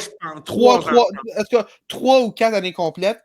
Ben écoute, Ted Williams, pendant la Deuxième Guerre mondiale, où il a passé au moins la moitié de la guerre mondiale à la guerre au lieu de jouer, a joué plus de matchs dans la MLB qu'Anthony Rendon depuis qu'il a signé son contrat en 2020 avec les Angels. Ou est-ce que là, il y a 100 matchs qu'il n'a pas pu jouer à cause qu'il y avait la pandémie. Mais sinon, il y a des décisions de 162 matchs depuis. C'est malade comment ce gars-là, ses blessures après Anthony Rendon, depuis 2020, il n'a pas fracassé la barre du 60 matchs du tout. C'est épouvantable. C'est vrai. Puis à son grand désarroi, certainement. Ah oui, mon grand fan de baseball qu'il est, mais le seul vrai moment mémorable d'Anthony Rendon avec les Angels, c'était même pas le moment le plus mémorable du match. C'était dans le match en point de de Reed Detmers, quand en 9e manche, les Rays avaient envoyé Brett Phillips pour lancer parce qu'il se faisait traverser, puis on s'est dit, on va juste envoyer Phillips pour qu'il finisse le match. Anthony Rendon, qui est un frappeur droitier, était arrivé au bâton en tant que frappeur gaucher, avait tapé un circuit en tant que frappeur gaucher. Puis ça faisait chier les Angels parce qu'il fallait qu'ils ramènent Detmers parce que ça faisait vraiment un petit bout qui était en train d'attendre pour retourner lancer. C'est le seul moment mémorable d'Anthony Rendon avec les Angels, man. C'est possiblement un des pires contrats de l'histoire récente du sport professionnel, man. C'est épouvantable. On a donné tellement d'argent à ce gars-là. Puis, man, non seulement il joue pas, mais même quand il joue, il est pas bon. C'est terrible. Mesdames et messieurs, vous saviez quelle heure? Il est l'heure de parler de Mr. Beast qui est présent au match. Non. On va laisser faire ça parce que vous reconnaissez le thème. C'est le Perron d'église. Alors, à chaque semaine, on vous envoie une invitation sur les réseaux sociaux pour venir discuter un petit peu avec nous, proposer un petit sujet de discussion qui est certainement pas Mr. Beast au match des étoiles de la NBA pour ça. Mais on en a deux qui sont quand même cool cette semaine. Alors, la première nous provient de Mathieu Vachon qui propose un peu un sujet qu'on a touché tantôt, qui dit « Avec l'arrivée du tournoi des 4 nations, je pense qu'on peut officiellement enterrer le match des étoiles de la LNH. On n'a plus besoin de ça. Coupe du monde, Jeux olympiques pour faire grandir la game. That's it, that's all. » Puis, je pense qu'on en a parlé un peu, mais c'est vrai. C'est vrai qu'en ce moment, le match des étoiles, on regarde la NBA, c'est peut-être que le concept du match des étoiles dans plusieurs ligues, la NFL, je l'inclus aussi là-dedans. Peut-être pas la MLB, parce que quand même, la MLB, ça fonctionne encore quand même, là, mais les 3 autres ligues, le concept de match des étoiles, ça lève plus dans les LNH, NBA, NFL, ça lève pas dans aucune des 3. Puis, man, c'est le fun. C'est le fun pendant cette fin de semaine-là où est-ce que normalement, on se ferait chier à avoir un concours de 3 contre 3 que tous les joueurs s'en crissent. Ben là, tu vois, on voit du hockey qui veut dire quelque chose. On voit les gars qui sont motivés à s'impliquer. On voit les gars qui jouent du gros hockey, man. Hey, tu l'as dit, Pop, la mise en échec de McAvoy, c'était cool. Ouais, après que McAvoy se fait brûler par Connor McDavid. Hey, pour vrai, genre, je fais une petite parenthèse là-dessus, vite là-dessus. t'as juste vu Drew Doughty faire une passe au centre à Connor McDavid qui commençait à prendre 2-3 enjambées sur ses patins, puis tu disais, man, ça va mal faire. Tu savais déjà que les Américains allaient être fuck là-dessus. Ah ouais. Puis, tu sais, c'est cool de voir ce hockey-là qui veut dire quelque chose au lieu de regarder Nikita Kucherov avoir l'air très clairement désintéressé par ce qui se passe en avant de lui. Moi, le concept de match des étoiles, je suis vraiment rendu ailleurs. Puis, tu sais, on en parlait pour la NBA.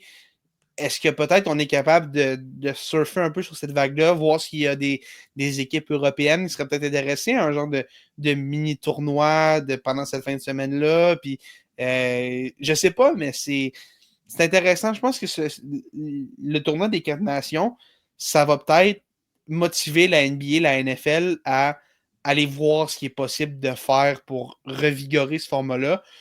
Parce que c'est pas qu'il y a un manque d'intérêt pour du bon hockey à ce stade-ci de la saison. Là, on le voit assez clairement en fin de semaine. Fait que, tu sais, je suis vraiment... J'adore l'idée de Coupe du Monde, après ça, 1 an de break, après ça, Jeux olympiques. Je trouve que c'est une super bonne idée de la LNH. Là, il y a encore la question de qu'est-ce qu'on fait dans l'année où il n'y a ni un ni l'autre. Là, je sais pas si tu peux ramener le vieux format de match des étoiles quand c'est clairement tout le monde s'en fout. Mais bon pas vers l'avant. Puis si ça peut amener une petite révolution, entre guillemets, de tout ça. Parce que là, c'est ça, 2026. L'année prochaine, il n'y aura pas de match des étoiles non plus. Ça va être les Olympiques. Fait que, ce serait 2027 le prochain. Ça laisse 2 ans à la LNH pour trouver une nouvelle idée. Moi, je suis pour une nouvelle idée. Le match des étoiles, ça marche plus. Trop de autre chose. Ça s'en vient. La deuxième qu'on a pour vous. J'allais rajouter quelque chose par. Oh. Tu sais, je pense que le Pro Bowl, c'est vrai. Tu sais, le Pro Bowl, ce qui est tellement dommage, c'est que la façon dont le sport est construit. C'est possible. Mais je vais le dire, par contre. C'est comme impossible à révolutionner. Non, mais je vais le dire, là, le flag foot, c'était fucking nice. Non, moi, j'ai vraiment aimé ça. Il y a un avenue à exploiter là-dessus, ça, c'est sûr. Mais quand ça finit 76-63, ça fait pas sérieux, man.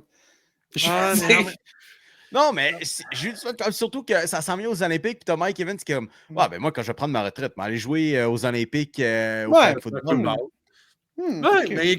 Mais par contre, on dit que le baseball a peut-être entre les 4 le moins besoin de révolution. Moi, je m'excuse, Félix. Là.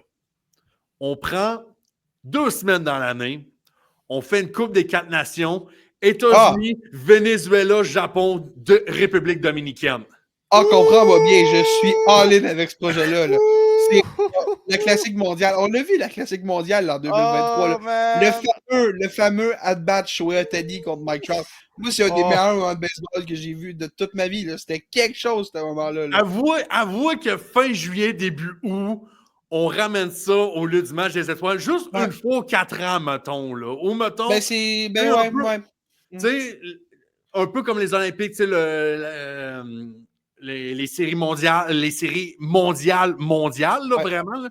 Puis, le 2 ans après ça, tu coupes ça en deux avec une petite fin de semaine de même.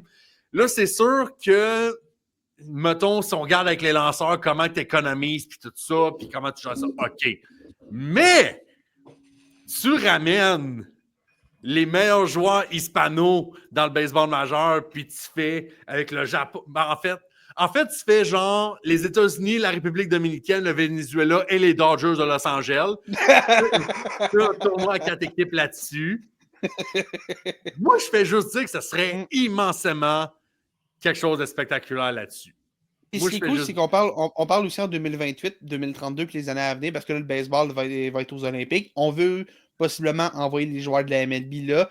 Tu sais, là, évidemment, le gros problème, c'est est-ce que ça fit dans l'horaire. Tu sais, on pensait prendre cette fin de semaine-là, faire genre le match des étoiles cette fin de semaine-là, puis tout. Fait que ça donnerait comme un peu de jeu. On raccourcit peut-être de 5-6 matchs la saison pour permettre ça. Puis là, surtout parce qu'en 2028, c'est à Los Angeles. Fait que ça serait assez facile. Là. Mais je suis pas contre l'idée de faire un peu comme la LNH, puis surtout que ça tomberait comme l'autre année. Fait que tu aurais comme. Je le vois un peu, puis. Là aussi, il y avait aussi des joueurs que quand la classique mondiale était comme en mars, quand était en 2023, c'était comme en mars aussi. Là, fait ce que les joueurs aimaient moins, c'est que souvent ça ça venait jouer dans leur préparation d'avant-saison. Puis il y a beaucoup de joueurs qui s'étaient désistés de ça. Les États-Unis, mettons, je pense que c'est Max Scherzer, je pense qu'il disait j'y aurais été, mais aucune chance que j'aille lancer des matchs importants en mars quand il faut que je me prépare pour une saison complète quelques semaines après. C'est pas ta routine d'avant-saison. C'est ça, complètement. Fait que peut-être qu'il y a moyen de faire ça en juillet. Tu prends 2 semaines de congé, puis vraiment pas besoin de faire plus court. Tu sais, je veux pas une Coupe du Monde à 8 équipes ou quoi que ce soit. Là. Je comprends que l'horaire du baseball est tellement compact que c'est pas possible. Mais juste un 4 nations. 4 équipes, Ron Robin. Ça se fait en 8 jours. Ça se fait en 8 jours. La MLB, ça se réglait en 8 jours. Puis, je suis même prêt à donner une journée de congé entre les matchs à tout le monde pour aider. Puis, tu sais, ça se fait. Il y a moyen de le faire. Puis, c'est vrai que ça donnerait peut-être un petit peu plus de vigueur à ça. Mais, tu sais, dans le pire des cas, la MLB, la recette, elle fonctionne quand même encore un peu parce que veut pas. C'est tough de pas tant de donner au baseball. Tu sais, oui, les lanceurs peuvent lancer un petit peu moins fort, mais tu sais, c'est quand même cool. Là, je me souviens l'année passée quand Paskins était là, a débuté le match, puis affronté Juan Soto, puis Aaron Judge, puis Gunnar Anderson aussi comme premier frappeur. C'était quand même cool. Là, c'était pas n'importe quoi de non, oh wow. Il y a peut-être un processus de sélection qui, je trouve qu'on commence. Ouais. Là, ils sont rendus quasiment 60 dans chaque équipe. Là. Ça commence à être un peu insane de ce côté-là. Mais je vais juste dire que c'est peut-être... c'est ça. Une fois 2 ans, puis l'autre année, c'était un baseball international. Moi, j'ai aucun problème avec ça. La classique mondiale, c'était tellement cool. J'ai aucun problème à ce qu'on la ramène. Moi, j'imagine juste la NBA. Genre, tu fais juste ramener des équipes de l'Europe. T'as genre juste Nikola Jokic qui est genre... Fuck it, je vais aller jouer avec mes chums. On a vu, là, il n'était pas à grand-chose de détrôner les Américains dans ce tournoi-là. Oui. On peut le faire là aussi. Moi, j'ai pas de problème. Hein. Ramenez-moi du sport international. Pour vrai, la Ligue nationale a peut-être trouvé quelque chose, man. Il y a peut-être un rôle de pionnier qui peut rentrer pour les prochaines années. Ouais. Parce que la NFL, peut-être pas, là, par exemple. Ça va être un petit peu plus tough pour la NFL. On pourrait avoir un semblant d'équipe canadienne, genre décente, mais. La NFL, là, mets-moi les perdants des 2 championnats de conférence qui s'affrontent pour comme la 3e place. Donne-leur un enjeu, je sais pas quoi, donne-moi quelque chose, là, mais. Oh my god, oui. Donne-leur un cachet d'argent comme ils donnent avec la coupe de la NBA. Parce que. Ouais, je pense. Donne l'équivalent de 50$. Tu garantis une partie du salaire de tous les gars pour l'année prochaine. Oh my god, oui. Non, des gens, la NFL seront jamais capables d'embarquer. C'est sûr que non. C'est sûr que non. Puis après ça, t'imagines, genre, les Cowboys se rendent en finale de conférence, puis ils perdent, puis t'as juste Jared Jones qui est genre, calice. Faut que je paye le salaire de ton QB compte pas sa masse salariale pour l'année d'après. Oh! Non. Non, surtout en plus, avec comment des équipes se sont fucking tirées dans le pied avec ce marché-là des carrières. Là. Nope, ils méritent avec comment ils ont payé ces carrières-là. Méritent. Ouais. Non, mais tu payes ton QB pareil, mais il compte pas sur ta masse, ça te donne plus de lousse. Je sais pas. Mais bref, pour finir là-dessus, on sait comment, tu sais, là, on parle de la LNH, en fait, du hockey, puis on dit, tu sais, les Suédois, les Finlandais, ça. Man, si vous avez jamais regardé comme du basketball international, vous ne savez pas à quel point les équipes européennes, là, c'est spécial. OK? Oui, on rit d'Evan Fournier, on rit de Rudy Gobert parce que c'est tellement le pire joueur qu'il n'y a pas. Mais Rudy Gobert en compétition internationale, Christy, il est bon. Dennis Schroeder qui a gagné une Coupe du Monde l'année avant les Jeux Olympiques. Les Serbes, une équipe incroyable aussi, puis ils ont 3 joueurs en NBA. Là. C'est juste que c'est du monde. Les Français vont te ressortir Nando De Colo comme depuis 20 ans. Gerson Yabusele aussi, qui s'est gagné un contrat NBA sur le dos d'un tournoi olympique fantastique, puis d'avoir dunké sur LeBron James. Je veux dire, c'est du monde qui joue ensemble depuis qu'ils ont 12 ans là, sur les sélections nationales. Fait que la NBA, Adam Silver. C'est ce que le Canada essaie de faire aussi avec son programme national depuis quelques années. Là, comme le même groupe avec. C'est surtout Shea et Jamal Murray qui ont été les meneurs de ça, là, mais l'équipe canadienne de basketball qui vraiment essaie comme d'avoir tout le temps le même noyau dans ses compétitions internationales. Puis on le voit de plus en plus, le groupe commence à jeter avec les années. Là, je m'excuse, mais je ne veux pas tolérer qu'on ne nomme pas Dylan Brooks. Dylan Brooks, c'est international qui a l'air de Michael Jordan. Oui, complètement. Il y en a d'autres, Lugansdor puis tout, il y en a plein, là, mais c'est on pense beaucoup à Shea et à Jamal Murray comme étant des instigateurs de ce mouvement. Puis là, Chris Boucher et compagnie, Andrew Wiggins, qui ont jamais porté l'uniforme encore national. Ils ont tout le temps de quoi cette fin de semaine-là, man. Ils sont tout le temps bookés. Ouais, définitivement. Anyways, donc finalement, la dernière intervention du Perron qu'on a pour vous autres nous provient de Producer Early qui dit « Si vous avez gagné le concours du jersey, vous aurez pris quel joueur? » Et puis là, ben, vous l'avez sûrement vu sur nos réseaux sociaux que oui, effectivement, on a passé un concours de jersey. Et c'est Mr. Carl qui l'a gagné. Alors, Carl, si t'écoutes cet épisode, félicitations. Beau petit jersey qui s'en vient pour toi. Mais si j'avais un jersey à gagner, les boys, donnez-moi... Mais là, on est juste dans juste football ou on va dans c'est ça, là, parce que le concours, c'était juste la NFL, mais Carl, pour expliquer, lui a demandé finalement un gilet de LeBron James des Lakers. C'est fair. OK, on y va football puis un autre. T'as le droit à un chaque. Football, donnez-moi... Ça ne va pas des joueurs des Steelers de mon temps parce que les deux choix vont être assez controversés pour ne pas nommer un numéro 84 et un numéro 26 en attaque. Je sais pas, man. Fuck it. Un jersey de Troy Polamalu, juste pour que je le mette encadré. Nice. Vous savez que moi, j'aime bien les joueurs de défensive. Puis, man, Troy Polamalu, joueur de petite taille, quand même 5 pieds 10, mais pour un maraudeur, c'est petit. Man, juste une façon de jouer au football de 70%. Puis, man, c'est juste un produit d'un autre temps de joueurs, des maraudeurs qui sont capables d'être aussi menaçants, puis d'être aussi bons, puis d'être capitaine des défensives. C'est un heure perdu. Je pense que j'irai avec... Est-ce qu'il y a un sample de ses cheveux qui vient avec le jersey? Ça serait fantastique. Ça serait fantastique. Ou genre juste une réplique, genre une perruque réplique de ses cheveux. Ah, man! Puis bien sûr, avec un patch Super Bowl dessus. Et celui qui ont gagné. Non pas celui qui ont perdu contre les Packers de manière assez embarrassante. Puis si j'avais à y aller d'une toute autre discipline, ça, parce que moi, dans des jerseys, là, je porterai jamais ça. Là. Moi, c'est juste pour avoir dans mon sous-sol. Charlotte, si tu écoutes ça, c'est pour mon Ken's Mojo Dojo Casa House. C'est juste des jerseys qui vont être encadrés. Fait définitivement. Donnez-moi un chandail Kawhi Leonard 2019 des Raptors. Ça a une signification particulière pour moi. Je mettrais ça dans un cadre, dans mon sous-sol. Lequel jersey? Est-ce que le rouge? Est-ce qu'on y va avec un costume de le OG mauve avec le Non. Ou même genre juste le spécial Drake qui avait genre noir et or dessus? Non, pas de niaisage. Faut juste me donner le jersey régulier. À la limite, peut-être le jersey rouge avec lequel ils ont gagné le championnat à Golden State. Pas un bon pour s'associer à Drake de toute façon. Fait que je pense que c'est une bonne idée que tu restes dans le rouge. Il y a ça là-dessus. C'est un fait, ça, Jim.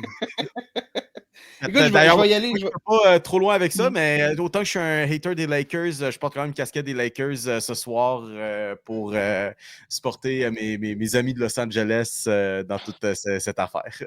Ben, tu vois, c'est drôle que tu parles de porter quelque chose d'une équipe que tu détestes. Parce que tu vois, mon chandail de football, tu vois, je pense que je l'ai dit assez souvent sur ce podcast-là, je déteste les Eagles, OK? C'est une équipe que j'aime vraiment, vraiment pas. Mais honnêtement, là, je repense à cette saison-là, si j'avais gagné ce concours-là. Moi, je regarde, même, déjà le chandail vert des Eagles, le classique vert des Eagles, mais tout vert, genre le Kelly Green lequel? Le Kelly Green, comme tout vert un peu plus pâle, pas le vert hyper foncé. Là. Pas celui qui porte d'habitude. Non, celui qui. Ben, en fait, tu sais, je vais te donner un super bon exemple, tu vas savoir exactement duquel je parle. Tu te souviens-tu quand Saquon Barkley a sauté par-dessus quelqu'un, mais du reculon?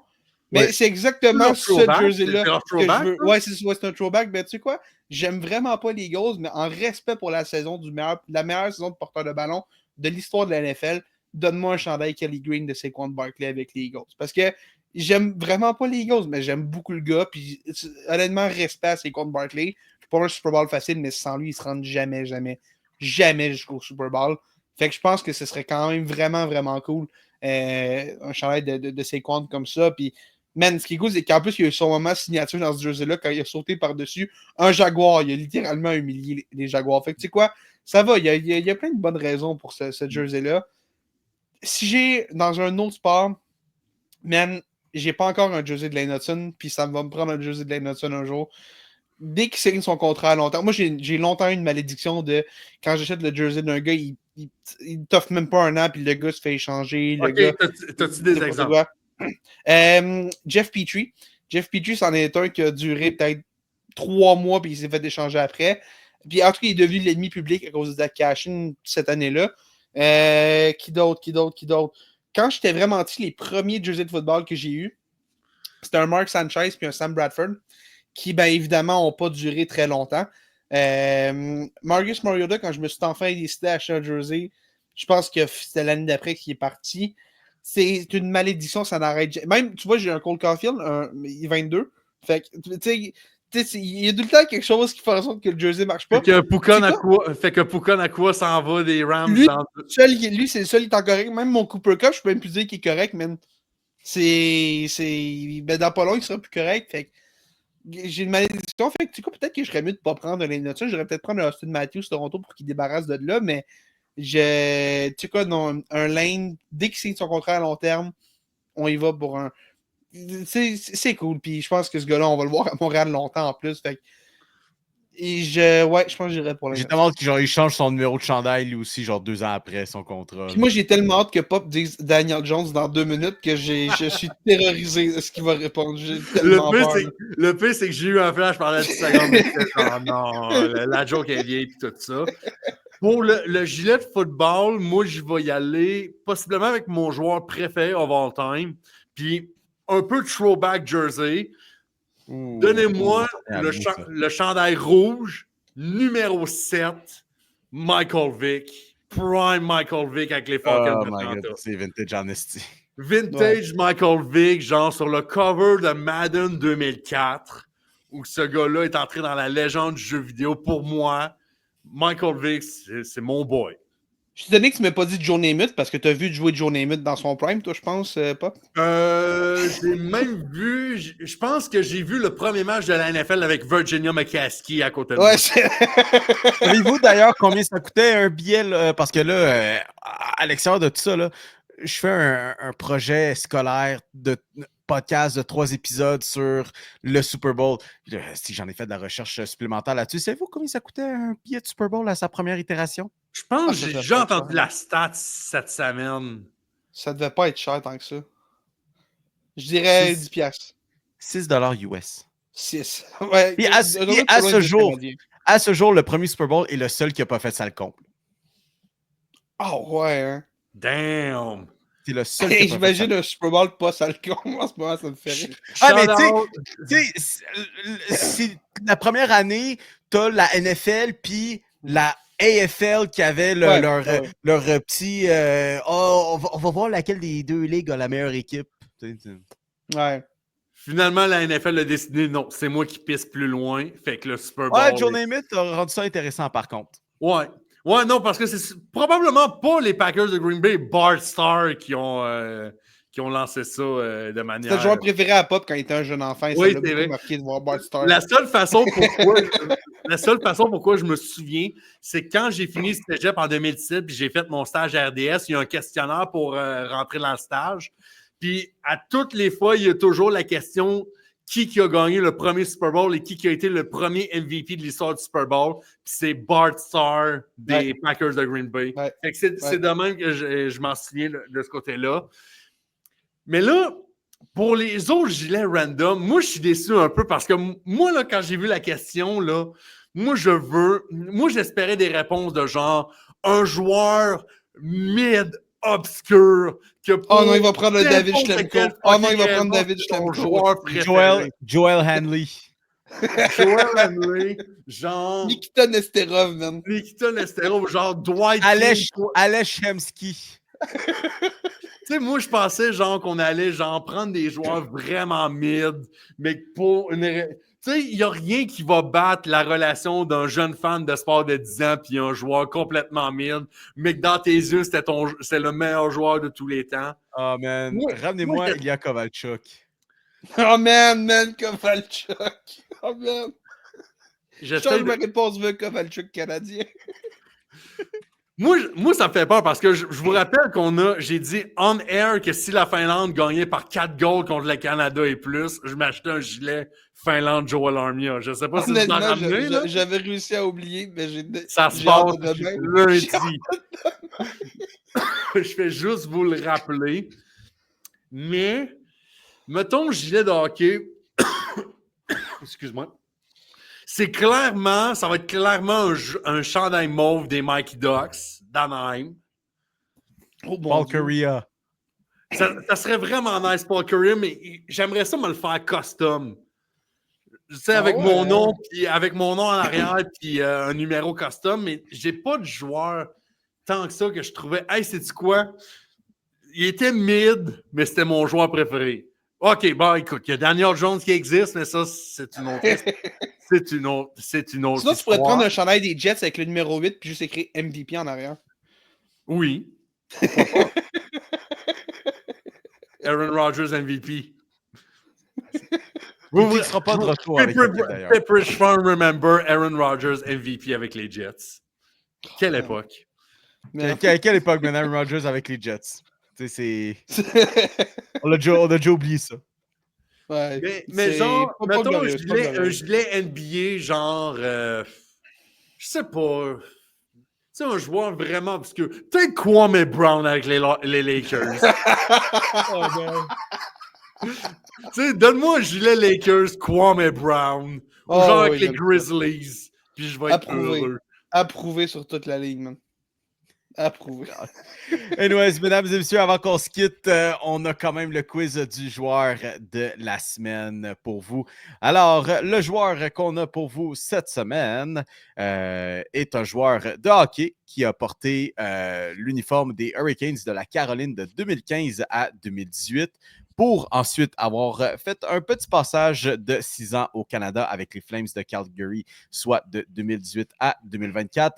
Et depuis, tout récemment, vous aurez compris, porte les couleurs des Golden Knights de Las Vegas. Félix Forget, on nomme Un défenseur qui joue présentement au tournoi des 4 nations, Noah Hanifin, qui est avec l'équipe américaine, qui est maintenant signé à long terme avec Vegas, parce que Vegas trouve tout le temps de l'argent. Je ne sais pas comment ils font, man, ça n'a pas de bon sens.